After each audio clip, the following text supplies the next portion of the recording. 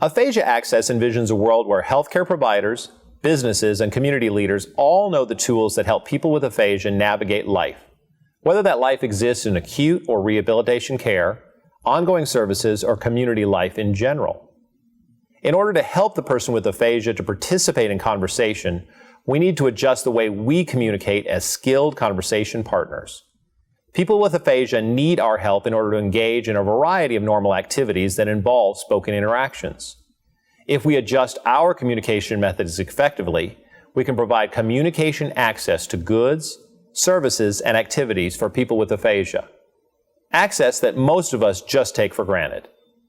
In this video, you will learn how to adjust your talking to facilitate communication.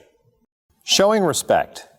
By using the following sets of techniques, you will set the tone for the interaction to follow. People with aphasia are often treated as though they are no longer intelligent. You can help the person with aphasia to understand that you know that they are still intelligent despite the aphasia, and that you will help them to convey their ideas. A. Adult language and tone of voice. Use normal vocabulary, typical body language, and an adult tone of voice. It is really important to avoid sounding patronizing in any way. You know what? When you have good energy and a good attitude, it does. I agree. It filters this way. At least help one and two help. Okay, well, we're a team, right? Exactly. Okay. B. I know you know. When communication difficulties arise, tell the person in various ways that you know they have something important to say and that you're going to help them get their message across.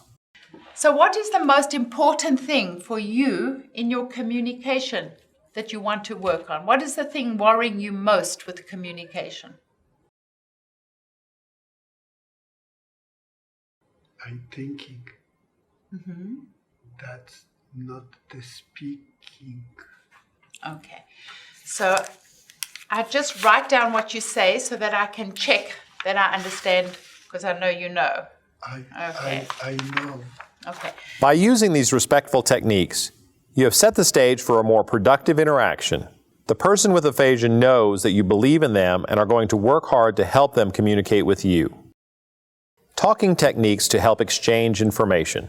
Once you've established a positive communication atmosphere by using techniques that show respect, you'll need to adjust the way you speak to make it easier for the person with aphasia to understand you and also help them express themselves.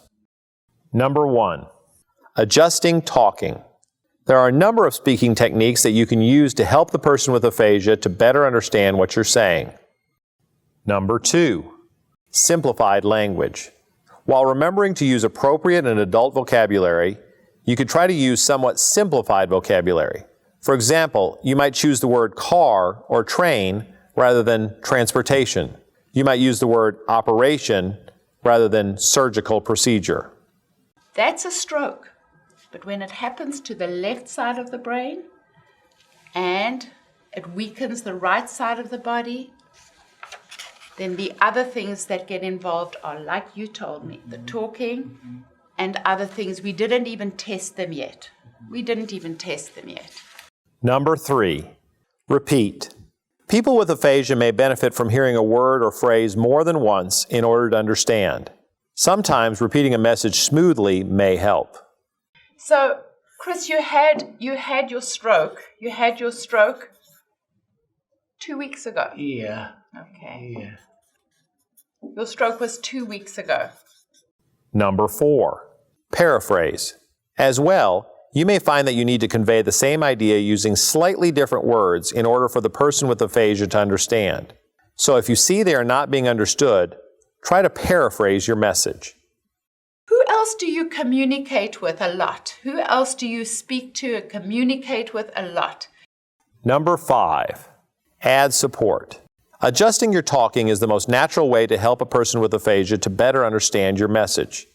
To increase your effectiveness at getting your message across, you can add gestures, write your message down, or use illustrations. Evaluate understanding. In general, start by adjusting your talking and watch the person with aphasia carefully to see if they are understanding you. So, do you know which side of the brain suffered the stroke? Do you have any idea?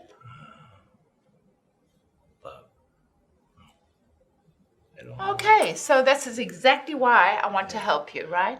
Add support. If the person doesn't appear to understand you, then add some communication support. Use gesture.